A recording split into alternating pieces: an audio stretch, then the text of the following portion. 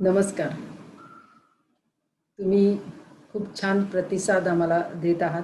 त्याबद्दल अनेक अनेक धन्यवाद. आजचं सेशन जे आहे ते तुमच्या डिमांडनुसार आहे. त्यामुळे याचा लाभ तुम्ही नक्कीच घ्याल आणि कायम ओंकार ध्यान करत राहाल. आजचं सेशन हे ओंकार ध्यानावर आहे. अनेक लोकांनी आम्हाला प्रश्न विचारले, ओंकार ध्यान आमचं घ्या, ओंकार शिकवा, ध्यान म्हणजे काय, ध्यान कसं करायचं हे आम्हाला सांगा. तर ह्या सगळ्याचा विचार करून आजचं सेशन आपण हे ध्यानाचं घ्यायचं असं ठरवलं. तर ध्यानाबद्दल आधी मी तुम्हाला थोडीशी माहिती सांगणार आहे. ओंकार ध्यान आपण करणार आहोत, त्यामधले काही बारकावे मी तुम्हाला सांगणार आहे. तर आजच्या सेशनची सुरुवात आपण प्रार्थनेने करूया. पहिल्यांदा त्रिवार ओंकार आणि प्रार्थना. पाठीचा कणा सरळ, मान सरळ, डोळे अलगद मिटलेले, पूर्ण लक्ष श्वासावर. डोळ्यासमोर ओंकाराचं चित्र आणायचे आणि त्यावर गिरवत गिरवत त्रिवार ओंकाराचा जप आपल्याला करायचा आहे.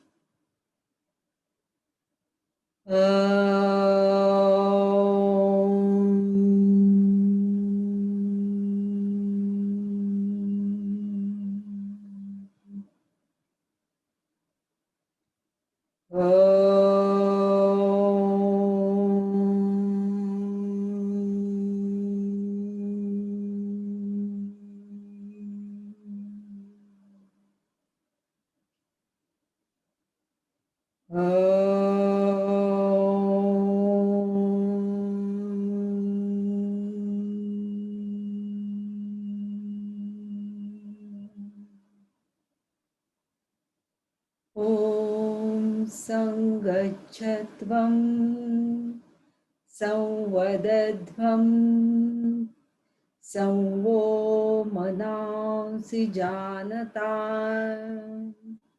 देवाभागं यथा पूर्वे संजानाना उपासते संजानाना उपासते. सावकाश डोळे उघडा. हाताची ज्ञानमुद्रा सोडायची. पूर्ण चित्त आपलं एकाग्र करून या ध्यानाविषयी थोडंसं तुम्ही जाणून घेऊया. आजचं जो ध्यानाबद्दल मी जे सांगणार आहे ते सर्वसामान्य आपण रोज जे ध्यान करू शकतो अशा संदर्भात मी तुम्हाला सांगणार आहे की आपल्याला रोजच्या जीवनामध्ये त्या ध्यानाचा उपयोग कसा करून घेता येईल. या आधुनिक जीवनशैलीमध्ये ते ध्यान आपल्याला रोजच्या जीवनामध्ये कसं उपयोगी पडेल याबद्दल मी तुम्हाला सांगणार आहे. यम नियम आसन प्राणायाम प्रत्याहार धारणा ध्यान समाधी असा अष्टांग योगाचा मार्ग पतंजलींनी आपल्याला सांगितलेला आहे.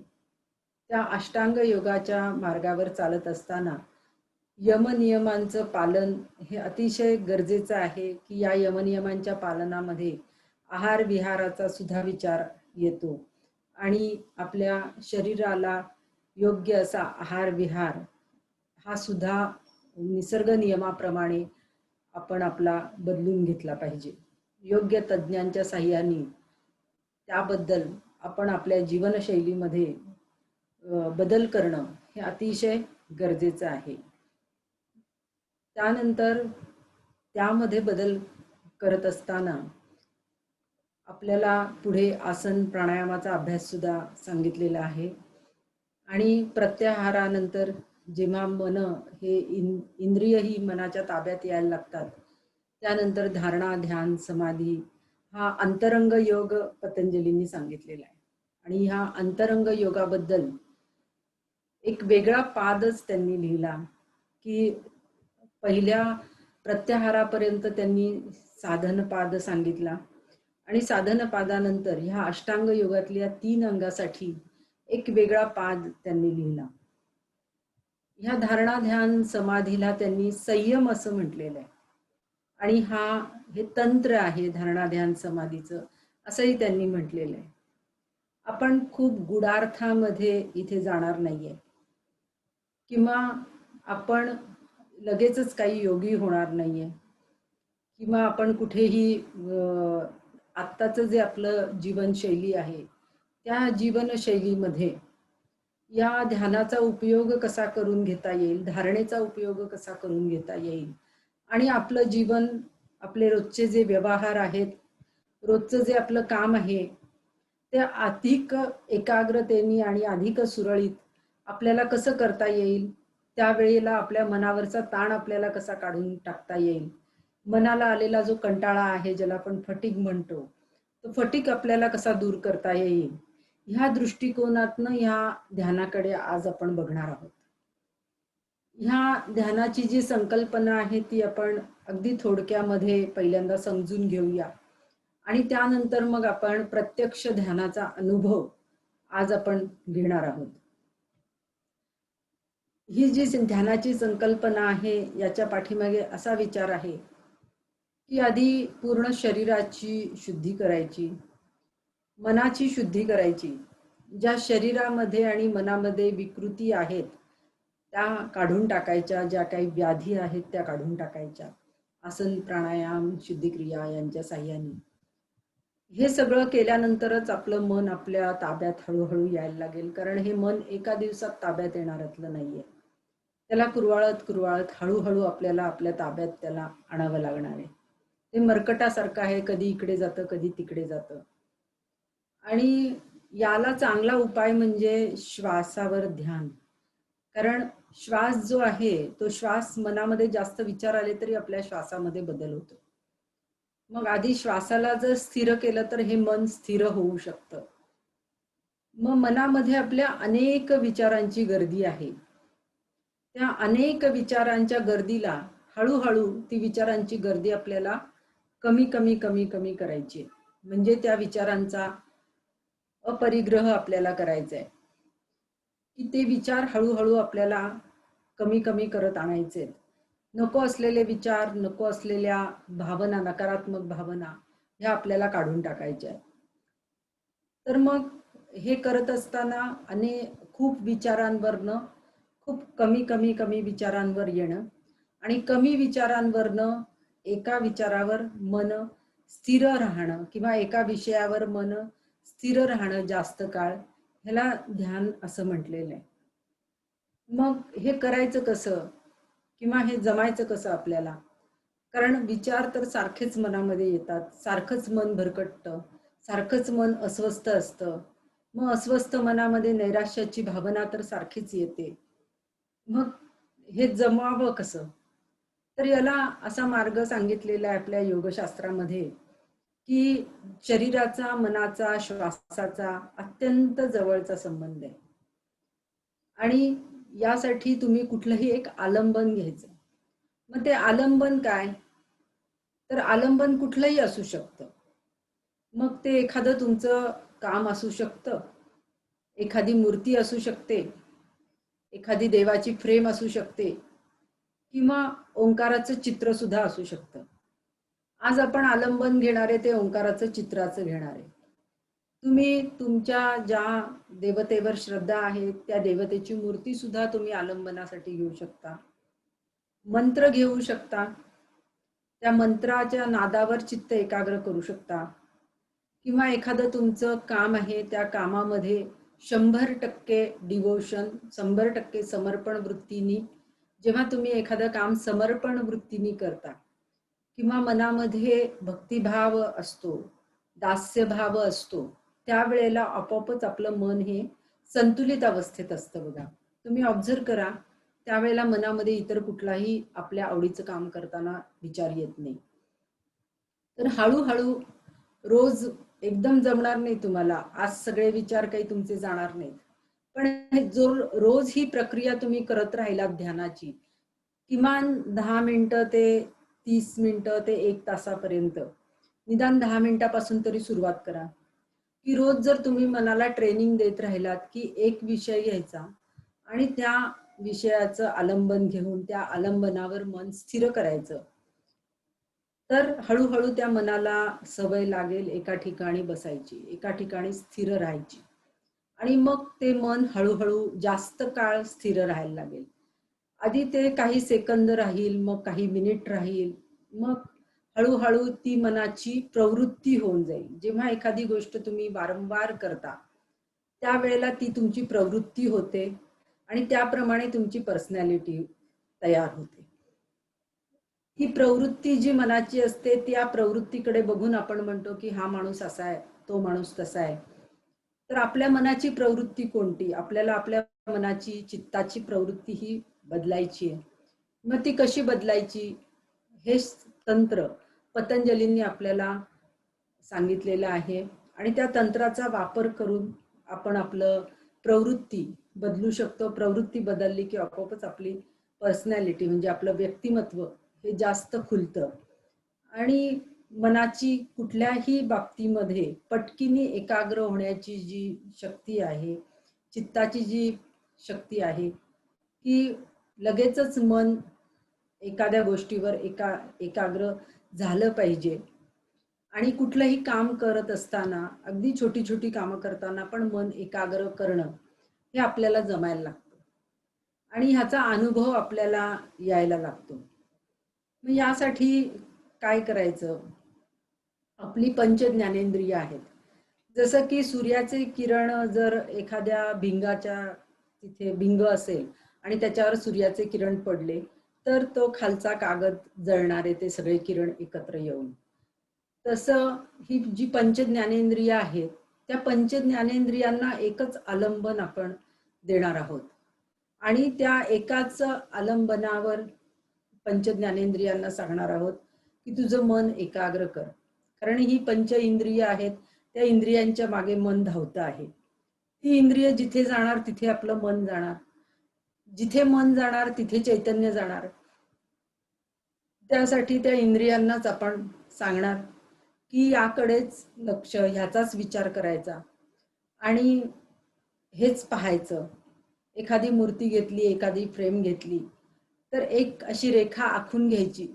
त्या रेखेच्या बाहेर मनाला जाऊ द्यायचं नाही. जसं एखादं वासरू हे बांधून ठेवलेलं असतं एखाद्या खुंटीला आणि ते तेवढ्याच एरियामध्ये त्याला फिरता येतं. त्याला जास्त लांब जाता येत नाही. त्या दोरी बांधलेली असते. त्या वर्तुळाच्या बाहेर त्याला जाता येत नाही. तसं ते मन जायला लागलं, ते मन जाणारच आहे. कारण हा निसर्ग स्वभाव आहे मनाचा. आणि त्यामुळे ते मन इकडे जाणार, तिकडे जाणार, तिकडे धावणार. अनेक विचार तुमच्या मनामध्ये येणार. पण त्या विचारांकडे दुर्लक्ष करायचं. म्हणजे ते विचार येणारच आहेत, ते येऊ द्यायचे. पण त्या विचारांना एंटरटेन करायचं नाही.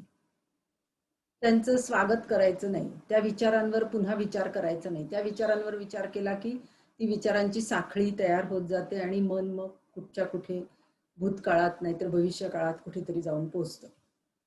तर त्यामुळे त्या विचारांवर विचार करायचा नाही. ते विचार येणार आहेत तसेच ते विचार जाणार पण आहेत. ते कायमचे टिकणारे विचार नाहीयेत. जसे येतील तसे ते जातील. त्यांच्याकडे पूर्ण दुर्लक्ष करायचं. त्यांच्याकडे जास्त लक्ष द्यायचं नाही. किती येतील तेवढे येऊ द्यायचे. ते मन इकडे तिकडे तिकडे तिकडे जायला लागलं की त्या मनाला पकडून आणायचं आणि पुन्हा त्या ओंकारावर स्थिर करायचं. आपण आजचा जे आलंबन घेणार आहे ते ओंकाराचं घेणार आहे म्हणून ओंकार म्हणते.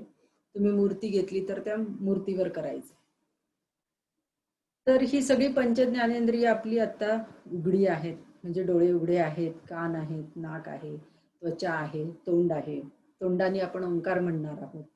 तोंडाला काम दिलं की ओंकार म्हणायचंय. डोळ्याला काम दिलं त्या ओंकाराकडे बघायचे. त्या ओंकाराच्या फ्रेमच्या बाहेर कुठेही इकडे तिकडे बघायचं नाहीये. त्या ओंकाराकडेच बघायचंय. तोंडाला काम दिलं तो ओंकार म्हणायचा. कानाला काम दिलं तो ओंकाराचा इतका सुंदर नाद आहे. त्या नादामध्ये मंत्रमुग्ध होऊन जायचंय. तो नाद ऐकायचाय. असं आपण कानांना काम दिलं.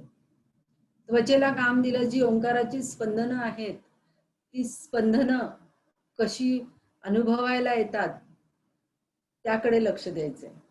अशी पंच ज्ञानेंद्रियांना आपण एकच विषय दिलेला आहे की ओंकार. आणि त्या मनाला पण विषय दिलेला आहे ओंकार. ते मन इकडे तिकडे गेलं की परत त्या मनाला पकडून आणायचं, ओंकारावर स्थिर करायचं. आज तुमचं मन 10 वेळा गेलं, समजा उद्या तुम्ही परत ओंकाराची साधना केली की उद्या ते 9 वेळा जाईल. असं करत करत करत असा एक दिवस येईल की ते अजिबात बाहेर कुठे जाणार नाही आणि पूर्ण वेळ तिथेच राहील. समजा 10 मिनिटं तुम्ही करत असाल तर 10 मिनिटं तिथेच राहील. आता काय होईल, थोडा वेळ राहील, परत ते जाईल, पुन्हा थोडा वेळ राहील, परत जाईल, असं ते होत राहील. नंतर काय होईल की ते जास्त वेळ राहील, मग ते बाहेर कुठेतरी जाईल, पुन्हा जास्त वेळ राहील, मग बाहेर कुठेतरी जाईल. ह्या पद्धतीने व्हायला लागेल आणि मग नंतर ते एक एकचित्त राहील, त्याला ध्यान म्हटलेलं आहे. आणि मन इकडे तिकडे जातं, त्याला आणून परत त्या विषयाकडे नेणं, याला धारणा असं म्हटलेलं आहे. म्हणजे काही वेळ ते त्या विषयावर स्थिर राहिलं तर तुमचं ध्यान झालं. ते बाहेर गेलं, त्याला त्या विषयावर घेऊन आलात तुम्ही. जसं ते मूल इकडे तिकडे जातं, त्याला आपण परत बकोटीला घेऊन आणून बसवतो, तसंच मनाला करायचंय आपल्याला. आणि मग त्याच्या आवडीचं काहीतरी दिलं की तो बसतो एका ठिकाणी, मग थोड्या वेळ बसतो, परत निघून जातो. त्याच पद्धतीने आपल्याला मनाला ट्रेनिंग द्यायचंय. मग त्या मन ते काय होईल की ते सलग राहील एकाच ह्याच्यावर केंद्रित. त्याला म्हणायचं एकाच विचारावर सलग. म्हणजे अनेक विचार होते, ते विचार कमी झाले, ती झाली धारणा. आणि त्यातनं एकच विषय घेऊन त्या विषयावर चित्त खूप वेळ एकाग्र राहिलं, ते झालं ध्यान. आणि मग ही प्रोसेस तुमची सारखी चालूच राहणार आहे. म्हणजे तुम्ही धारणेतनं कधी ध्यानात जाल, ध्यानातनं असं पण होईल तुमचं की एखादा क्षण किंवा काही वेळ तुम्ही निर्विचार अवस्थेमध्ये सुद्धा जाल, की म्हणजे आता एकही विचार नाही मनामध्ये. म्हणजे निर्विचार अवस्था ही समाधी अवस्था झाली. म्हणजे धारणा, ध्यान, समाधी हे तिन्ही असे एकत्र केलेलं आहे. म्हणून त्याला एकत्र करून पतंजलींनी नाव दिलं संयम. की कधी ती निरोधावस्था असते, कधी व्युत्थान अवस्था असते, असं पतंजली म्हणतात. मग निरोधाचा जो क्षण आहे, निरोधावस्थेचा म्हणजे एकाच विषयावर मन केंद्रित करण्याचा जो क्षण आहे, तो वाढवायला सांगितलाय. आणि जी व्युत्थान अवस्था आहे, म्हणजे अनेक विचार पुन्हा मनामध्ये यायला सुरुवात होणं, म्हणजे ध्यानातनं आपण बाहेर आलो की मग पुन्हा आपल्याला आपण आपले पंचज्ञानेंद्रिय अनेक विषयांकडे आकर्षित होणार आणि पुन्हा अनेक विचार आपल्या मनामध्ये सुरू होणार. तर ती झाली व्युत्थान अवस्था. म्हणजे व्युत्थान अवस्था, निरोधावस्था, व्युत्थान अवस्था, निरोधावस्था अशी जी येत जाते, त्याच्यामधला निरोधाचा क्षण वाढवायचा. म्हणजे जास्तीत जास्त वेळ एकाच विचारावर मन एकाग्र व्हायचं. मग आता हे आपण 10 मिनिटं ध्यान केलं समजा. आज तुम्ही म्हणाल की आज आपण थोडंसं 20-25 मिनिटं ध्यान करणार आहोत. तर हे ध्यान केलं, मग दिवसभर काय करायचं? दिवसभर तर ते विचार येत राहणार. मग दिवसभर कसं वागायचं? तर दिवसभर वागताना काय करायचं? आपण मनाला ट्रेनिंग दिलेलं आहे ध्यानामध्ये. आता ओंकार ध्यानामध्ये देणार आहोत म्हणजे ट्रेनिंग, की एकाच विषयावर त्यांनी स्थिर राहायचं. आणि मग हळूहळू त्या मनाला रोज आपण सवय लावणार आहोत की एकाच विषयावर स्थिर राहण्याची. आणि मग ती त्याची प्रवृत्ती होणार आहे. रोज केलं की मग ती त्याची प्रवृत्ती होते. मग असं होईल की तुम्ही जे काही काम करायला घ्याल, त्या कामामध्ये ते मन 100% एकाग्र होईल. 100% डिवोशन देऊन तुम्ही ते काम कराल एकाग्र चित्ताने. आणि त्यामुळे तुम्ही जे काही काम कराल ते तुमचं एकतर लवकर होईल आणि दुसरी गोष्ट अशी की त्या कामाची क्वालिटी पण चांगली होईल. आणि क्वालिटी चांगली झाली की त्याचं जे फळ मिळणार आहे काम केल्याचं, कारण फळाचा त्याग आपण नाही करत, फळाचा त्याग आपण करू शकत नाही. जे काही आपण कर्म केलं त्याचं फळ आपल्याला मिळतं. मग आपलं जर चांगलं कर्म आहे तर त्याचं फळ आपल्याला चांगलंच मिळणार आहे. तर ह्या पद्धतीने तुम्हाला असं लक्षात येईल की आपल्याला दिवसभरामध्ये आपल्याला काम करायला एवढा वेळ लागत होता, तो कामाचा वेळ आता कमी झालेला आहे. कारण तिथे एकाग्रता वाढलेली आहे. एकाग्रता वाढल्यामुळे ते काम लवकर झालेलं आहे आणि लवकर होऊन सुद्धा ते क्वालिटी त्याची चांगली झालेली आहे आणि त्याचं फळ पण चांगलं मिळालेलं आहे. आणि मग काही दिवसांनी तुमच्या लक्षात असं येईल की आपण रोज ध्यान करतोय, तर आपल्याला वेळ भरपूर मिळतोय. आधी जेवढा वेळ कामाला लागायचा तेवढा वेळ लागत नाही आणि कामं पण चांगली होत आहेत, कारण आपली एकाग्रता त्या कामातली वाढलेली आहे. तो तिथे क्रियायोगाचा भाग, तप, स्वाध्याय, ईश्वर प्रणिधान हा भाग तिथे येतो. म्हणजे कसं की जे काही काम कराल ना, त्याच्यामध्ये 100% तुमचं द्या. आणि अगदी छोट्यातलं छोटं जरी काम असेल तरी, घरातलं अगदी कपडे घडी घालण्याचं जरी काम असेल ना, तरी 100% त्याच्यामध्ये तुम्ही दिले पाहिजेत आणि ते काम पूर्ण एकाग्र चित्ताने केलं पाहिजे. जेव्हा तुम्ही एखादं काम करत असाल, त्यावेळेला ते काम करत असताना फक्त त्याच कामाचा विचार करायचा. इतर कुठल्याही कामाचा विचार मनात आला तर तो त्याकडे दुर्लक्ष करायचं. तर तसं जर केलं, तर ती कामं तुमची चांगली होतील आणि पटापट होतील. ह्या पद्धतीने कुठलंही छोट्यातलं छोटं सुईमध्ये दोरा ओवण्याचं का काम असेना, अगदी 5 मिनिटाचं का काम असेना, 100% तुम्ही तिथे त्या कामामध्ये मन एकाग्र पाहिजे. त्यावेळेला मनामध्ये दुसरा कुठलाही विचार तुमच्या नको, की दुसऱ्या कुठल्याही कामाचा विचार तुमच्या मनामध्ये नको. तिथे 100% फक्त त्याच कामाचा विचार करणं. ह्या पद्धतीने तुमची जीवनशैली तुम्ही बदलू शकता आणि अधिक चांगली तुम्ही करू शकता. ह्याच्यामुळे काय होईल, ध्यानामध्ये पॅरासिम्पॅथेटिक नर्वस सिस्टीम ही ऍक्टिव्ह होते. सिम्पॅथेटिक नर्वस सिस्टीम जेव्हा आपण जागृत असतो तेव्हा ती ऍक्टिव्ह असते. पॅरासिम्पॅथेटिक म्हणजे ह्या सगळ्याचा जो परिणाम होतो तो डायरेक्ट मज्जासंस्थेवर आपल्या होणार आहे. आणि यामध्ये हळूहळू तुमची अमन अवस्थेकडे तुम्ही जाणार. म्हणजे त्या मनाला हळूहळू स्किप होण्याची प्रोसेस तिथे चालू होते.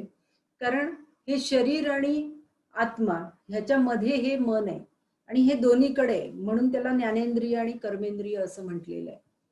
तर ह्या पद्धतीने तुम्ही हळूहळू हळूहळू तुमच्या मधला बदल तुम्ही बघू शकाल की पॅरासिम्पॅथेटिक नर्वस सिस्टीम जेव्हा काम करते तेव्हा मेंदूला विश्रांती मिळते. सगळीकडे जाणारे संदेश हे कमी होऊन जातात. सगळ्या सिस्टीमला विश्रांती मिळते, त्या सिस्टीमला वाव मिळतो आणि हळूहळू तुमच्या शरीराच्या व्याधी या कमी व्हायला लागतात. जर रक्तदाबाचा म्हणजे हायपरटेन्शन असेल, रक्तदाब नियंत्रित नसेल, तर ते हळूहळू संतुलित व्हायला लागतं.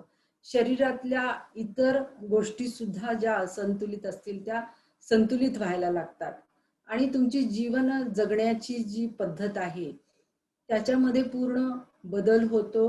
तुमच्या मनामध्ये कायम चांगले विचार यायला लागतात आणि चांगल्या विचारांचा म्हणजे जे आपण ध्यानामध्ये मंत्र म्हणतो, ओंकार असेल, अजून कुठला तुम्ही मंत्र घेतला तर त्या मंत्रांची जी स्पंदनं आहेत त्या स्पंदनांचा जो परिणाम आहे तो तुमच्या शरीरामध्ये होतो. म्हणजे नाड्यांमधनं जसं तुम्ही मंत्र म्हणाल त्या पद्धतीचा प्रवाह त्या नाड्यांमधनं वाहतो. म्हणजे आपण जसा विचार करतो, समजा आपल्या मनामध्ये नकारात्मक विचार आले तर आपोआपच आपलं मन हे नैराश्य, आपल्या मनावर त्याचा परिणाम होतो. तसाच हृदयावर होतो, रक्तदाबावर होतो. म्हणजे नुसता मनामध्ये विचार आला तर हृदयाची धडधड वाढते, बीपी वाढतं.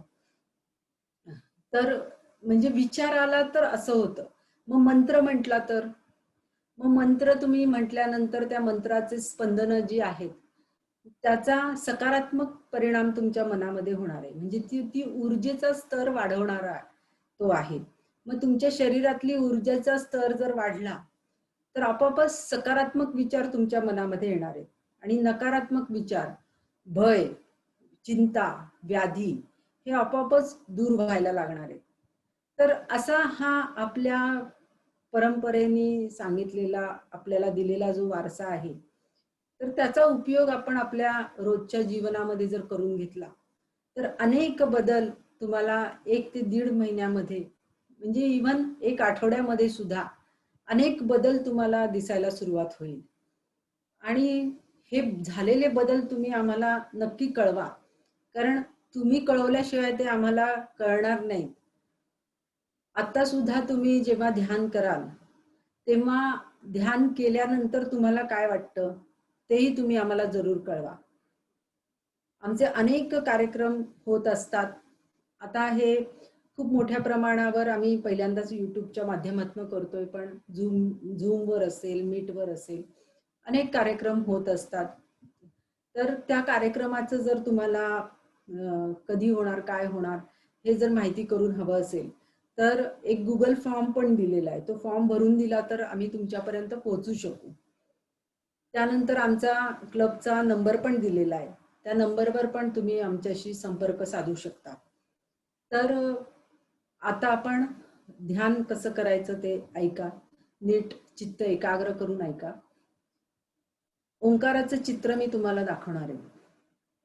त्या ओंकाराच्या चित्राकडे पाहत पाहत आपल्याला 11 ओंकार म्हणायचे. त्यानंतर डोळे बंद करून डोळ्यासमोर ओंकार आणायला सांगणार आहे आणि त्यावर गिरवत गिरवत पुन्हा 11 ओंकार म्हणायचे. हळूहळू एक एक पंच ज्ञानेंद्रिय आपण बंद करत येणार आहे. पहिल्यांदा डोळे बंद करणार, त्यानंतर तोंड बंद करणार, मग कानाने फक्त आपण ओंकार ऐकणार आहोत आणि मग त्यानंतर जे काही ध्यानाच्या इन्स्ट्रक्शन्स असतील त्या तंतोतंत तुम्ही पाळणं गरजेचं आहे. ध्यान करत असताना मी तुम्हाला अगदी बारकाईने काही सूचना देईन. त्या सूचना तुम्ही पूर्ण मन एकाग्र करा, चित्त एकाग्र करा आणि त्या ऐका आणि त्या पद्धतीने त्याचा अनुभव घ्या. तुम्हाला पूर्ण शरीरभर ह्या ओंकाराचे परिणाम जाणवल्याशिवाय राहणार नाही. तुमच्या ध्यानाची अवस्था संपल्यानंतर तुम्हाला कोणाशी बोलावं ही सुद्धा इच्छा राहणार नाही. ज्याला आपण बाह्य मौन असतं, त्यानंतर अंतर्मौन एक असतं. बाह्य मौन म्हणजे फक्त आपण बोलत नाही फक्त तोंडाने आणि त्याला आपण मौन असं म्हणतो. पण हातवारे करून बोलतो, लिहून बोलतो, व्हॉट्सअपवर मेसेज पाठवून बोलतो. पण तेही बोललं नाही पाहिजे जर मौन पाळायचं असेल तर. आणि त्यानंतर एक अंतर्मौनाची एक अवस्था असते की आपण आपल्या स्वतःशी पण बोलत असतो बऱ्याचदा. म्हणजे कायमच आपण आपल्या स्वतःच्या मनाशी बोलत असतो. तर तेही बोलणं बंद होणं. तर अशी बाह्य मौन आणि अंतर्मौनाची अवस्था तुम्ही अनुभवाल. तर जोपर्यंत ही अवस्था तुमची ध्यान झाल्यानंतर राहील तोपर्यंत त्या अवस्थेत राहायचं. ज्या वेळेला तुमची इच्छा होईल त्यावेळेला तुम्ही बोला. ध्यान करत असताना जोपर्यंत तुम्हाला वाटेल की आता डोळे उघडू नयेत तोपर्यंत तुम्ही डोळे बंद करून बसा. ज्या वेळेला तुमची इच्छा होईल त्यावेळेला डोळे उघडून आपल्या कामाला लागा. ध्यानातनं कधीही बाहेर आल्यानंतर आपल्या हातापायांच्या सूक्ष्म हालचाली करून घ्यायच्या.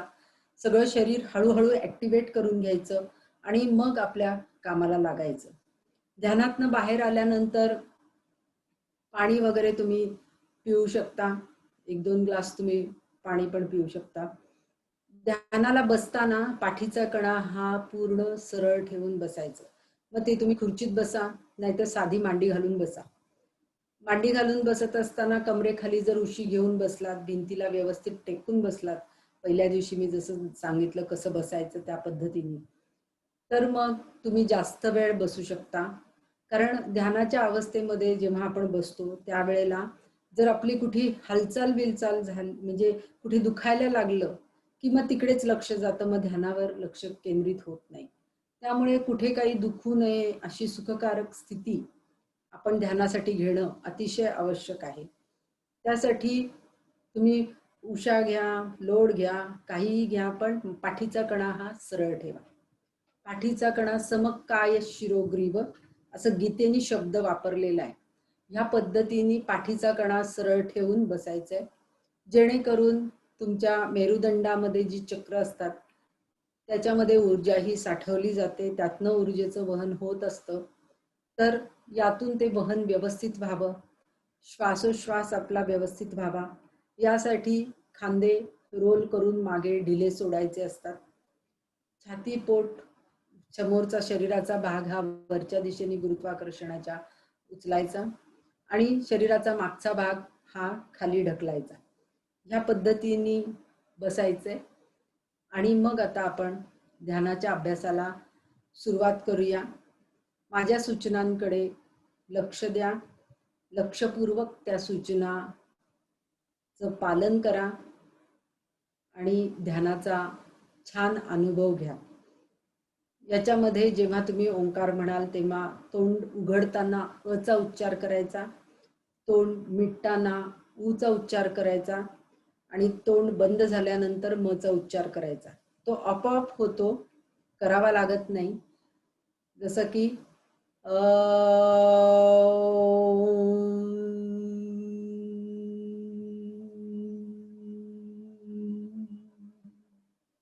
जो ओंकाराचा नाद येईल त्या नादावर लक्ष एकाग्र करा. ह्या पद्धतीने आपल्याला ओंकार करायचा आहे. चला मग आपण करूया. सर्वांनी ताठ बसायचंय, पाठीचा कणा सरळ, मान सरळ. हे ओंकाराचं जे तुम्हाला चित्र दिसेल त्या चित्रावर लक्ष केंद्रित करायचंय. जेवढा आकार आहे तेवढाच आकार म्हणायचा गिरवताना. जेवढा आकारापेक्षा उकार मोठा आहे गिरवताना तेवढा म्हणायचा आणि मकार त्याही पेक्षा मोठा आहे या पद्धतीने मकार म्हणायचा. म्हणजे गिरवत गिरवत म्हणायचा.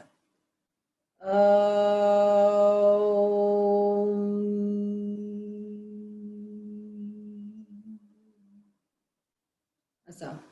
तर आता डोळे उघडे ठेवायचे, ओंकाराकडे लक्ष केंद्रित करायचे. पहिल्यांदा आपण ओंकाराची प्रार्थना म्हणूया. ओंकारं बिंदु संयुक्तं नित्यं ध्यायन्ति योगिनः कामदं मोक्षदं चैव ओंकाराय नमो नमः. ओंकाराय नमो नमः. पूर्ण लक्ष ओंकारावर. दीर्घ श्वास घेऊन दीर्घ श्वास सोडत सोडत या ओंकाराचा जप आपल्याला करायचा आहे. कानाने त्या ओंकाराचा नादावर लक्ष एकाग्र करायचे. त्या ओंकाराकडे पाहत पाहत ओंकार माझ्या बरोबर म्हणायचा आहे.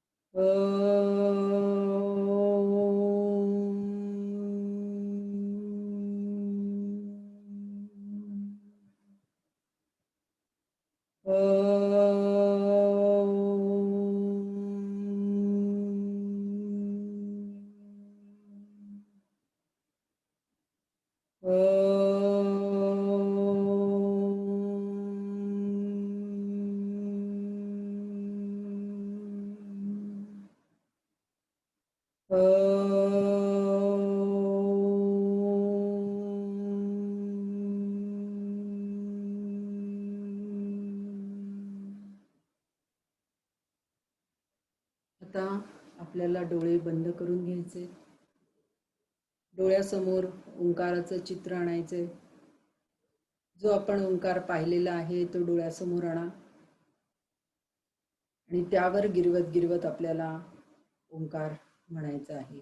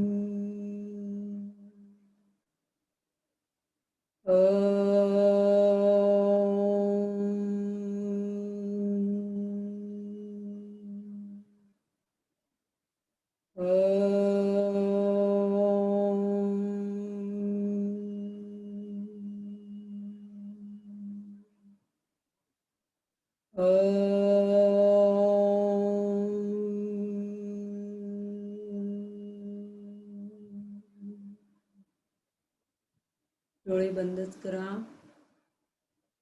डोळे बंदच असू द्या. मन खूपच शांत झालेलं आहे. जो आपण ओंकार पाहिला, जो म्हटला, जो ओंकाराचा नाद ऐकला, ते आठवण्याचा प्रयत्न करा. आता कानाने फक्त ओंकाराचा नाद ऐकायचा आहे आणि त्यावर आपलं चित्त एकाग्र करायचं आहे.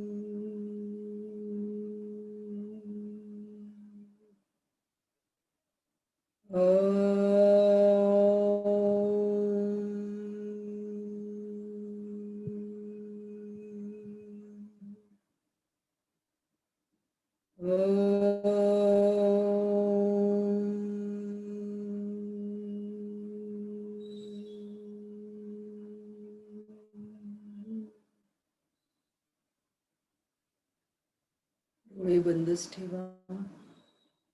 मन अतिशय शांत झालेलं आहे. त्या शांततेचा आनंद घ्या. पूर्ण चित्त श्वासावर एकाग्र करा. जो आपण ओंकार म्हटला त्याची स्पंदनं आपल्याला आपल्या शरीरभर जाणवतायत. त्या संवेदना ओंकाराच्या जाणवतायत. शरीराच्या बाहेरच्या वातावरणामध्ये सुद्धा त्या ओंकाराची स्पंदनं आपल्याला जाणवतायत. त्याचा अनुभव घ्या. पूर्ण चित्त श्वासावर केंद्रित करा. मन अतिशय शांत अशी मनाची अवस्था. श्वासाकडे लक्ष केंद्रित करायचे. श्वास आपला कसा येतोय, कसा जातोय त्याकडे साक्षी भावानी बघा. पूर्ण लक्ष श्वासावर. नाकपुड्यांवर लक्ष केंद्रित करायचे.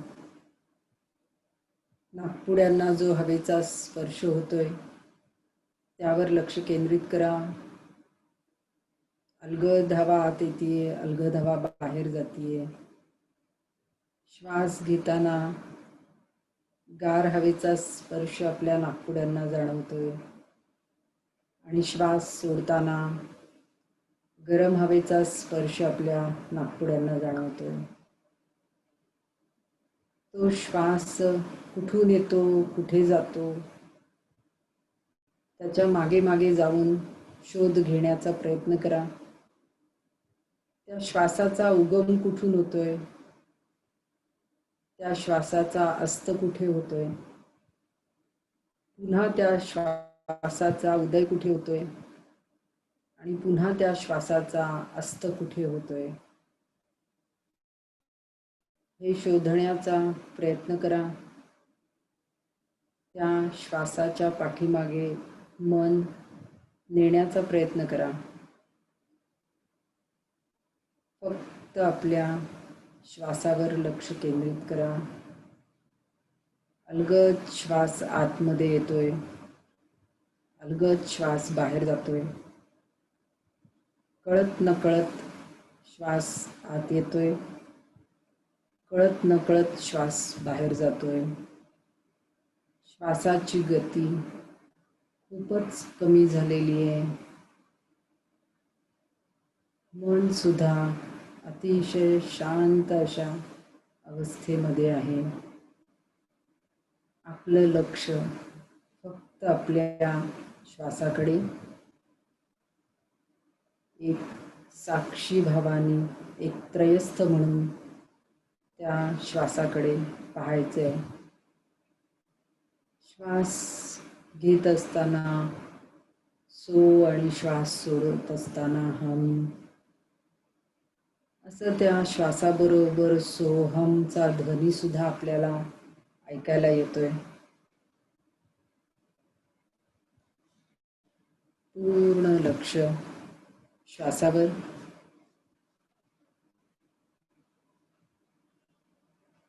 आद्य शंकराचार्यांनी लिहिलेलं आत्मषटक फक्त ऐकायचे. डोळे बंदच ठेवायचे. ओम पूर्णमद पूर्णमिदं पूर्णात् पूर्णमुदच्यते पूर्णस्य पूर्णमादाय पूर्णमेवावशिष्यते.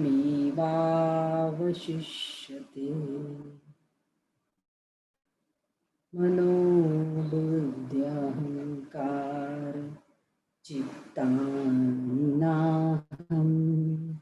न च श्रोत्रजिह्वे न च घ्राणनेत्रे न च व्योमभूमिर्न तेजो न वायु चिदानन्दरूप शिवोऽहं शिवोऽहं चिदानन्दरूप शिवोऽहं शिवोऽहं न च प्राणसंज्ञो न वै पञ्चवायुर्न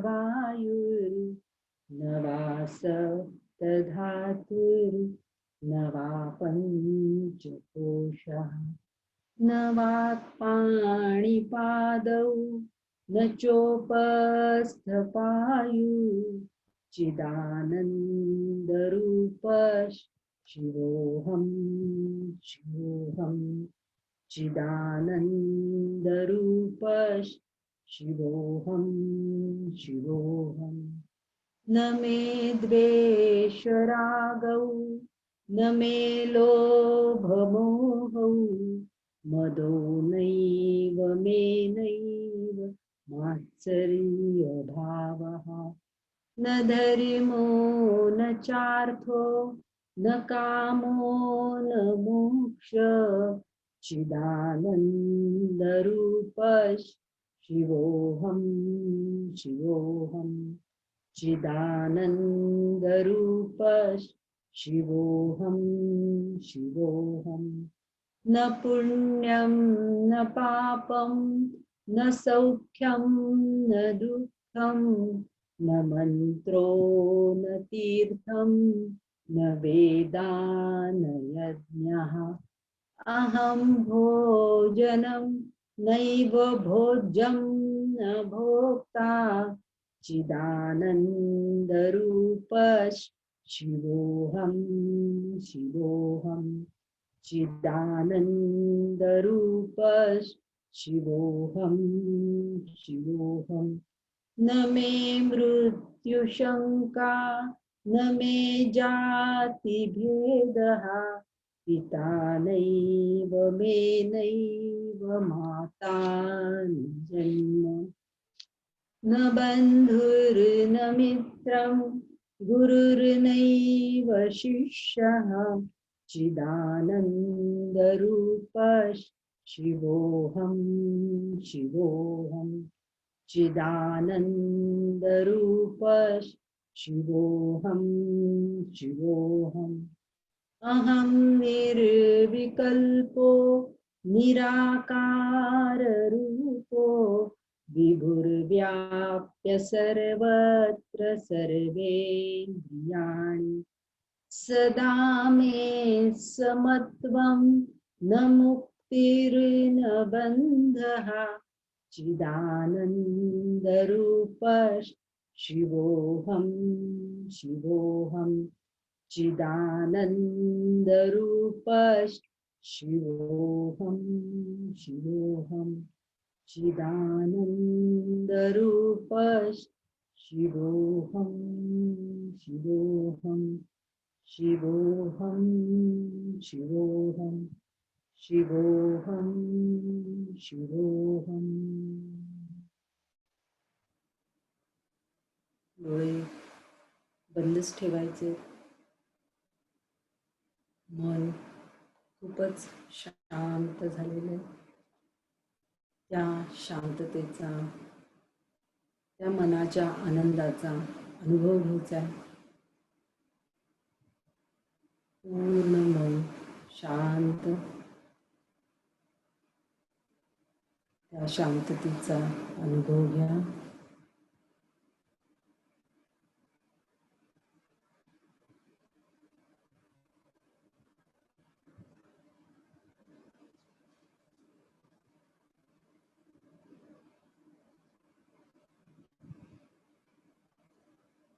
ॐ सर्वे भवन्तु सुखिनः सर्वे सन्तु निरामयः सर्वे भद्राणि पश्यन्तु मा कश्चित् दुःखभाग् भवेत् ॐ शान्ति शान्ति शान्तिः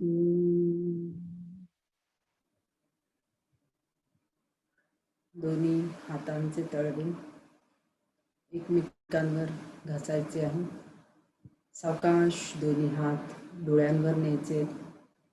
डोळ्यांची उघडझाप करून घ्यायची. प्रकाशाची जाणीव डोळ्यांना करून घ्यायची. एकदम प्रकाश डोळ्यांना सहन होणार नाही. हळूहळू आपल्या सगळ्या सांध्यांची हालचाल करून घ्या. हळूहळू सगळं शरीर जागृत करा. पूर्ण शरीर जागृत करून मग आपापल्या कामाला लागा. ध्यानामध्ये सगळ्या सिस्टीम्स ह्या पॅरासिम्पथेटिक सिस्टीमच्या अंडर असतात. त्यामुळे पॅरासिम्पथेटिक नर्वस सिस्टीम तेव्हा काम करत असते. त्यामुळे हळूहळू आपल्याला सिम्पथेटिक सिस्टीम ही तुमची काम करायला लागेल. त्यामुळे हळूहळू सगळं शरीर ॲक्टिव्ह करा आणि मग आपल्या कामाला लागा. आपणाला हा ध्यानाचा अनुभव कसा वाटला हे आम्हाला जरूर कळवा. आपली स्वतःची काळजी घ्या. हा जो ओंकार आहे याचं वर्णन ग्रंथामध्ये तैलधारा सारखा करावा, म्हणजे अखंड असा करावा.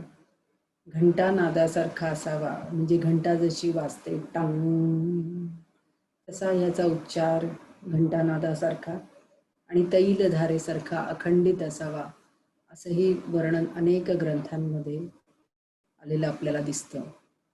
हा ओंकाराचा नाद आहे. त्या नादाबरोबर आपण जेव्हा मन एकरूप करतो त्या नादामध्ये मनाचा लय होतो.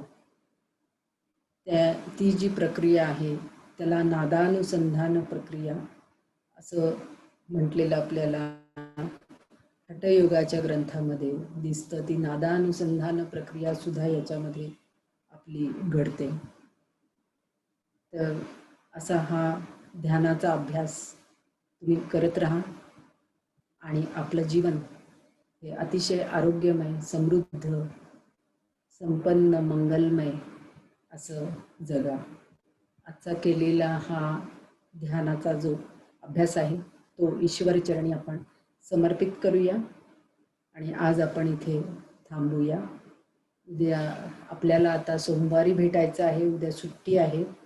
सोमवारी सकाळी 7 ते 8 असा आपला योगवर्ग असणार आहे. सोमवारी जागतिक योग दिन असल्यामुळे अतिशय स्पेशल असा तो वर्ग असणार आहे.